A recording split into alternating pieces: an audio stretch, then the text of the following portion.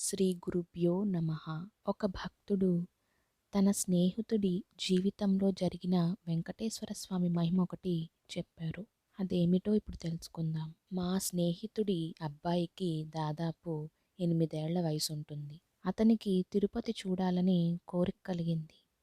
రైలెక్కేశాడు. మా మిత్రుడు ఆఫీసు నుండి వచ్చేసరికి ఇంట్లో లేడు.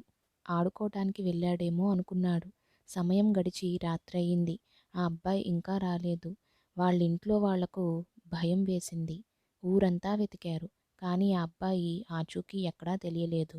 అబ్బాయిలిద్దరూ తిరుపతి వెళ్ళాలని మాట్లాడుకుంటూ ఉండగా విన్నామని తెలిసిన వాళ్ళు చెప్పారు.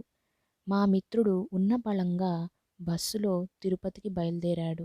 తిరుపతికి చేరిన వెంటనే ఎన్నో చోట్ల వెతికాడు. నిరాశే మిగిలింది. కొండపైన కూడా వెతికాడు. కానీ వాళ్ళ అబ్బాయి ఎక్కడా కనబడలేదు. చివరికి మా మిత్రుడు దేవుణ్ణి వేడుకున్నాడు. నేను వెళ్ళేసరికి మా కుమారుడు క్షేమంగా ఇంటి వద్ద ఉండునట్లు చేయి తండ్రి. అలా జరిగిన ఎడల ఇరువురం మళ్ళీ కొండకు వచ్చి నీ దర్శనం చేసుకుంటాము. అతని ప్రార్థన విన్నాడు ఆపదమొక్కులవాడు.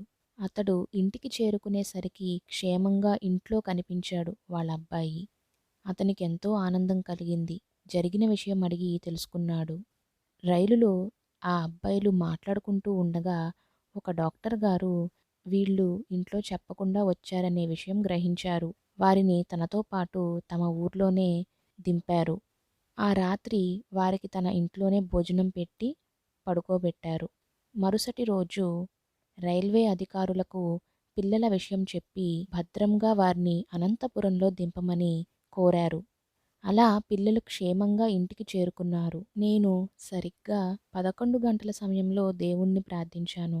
అదే సమయంలో ఆ డాక్టర్ గారు మా పిల్లవాడిని రైలెక్కించారట. మా మిత్రుడు చెప్తుంటే నిజంగా ఆపద్బాంధవుడు, భక్తవత్సలుడు శ్రీ వెంకటేశ్వర స్వామి అనిపించింది. జయ జయ శంకర, హర హర శంకర.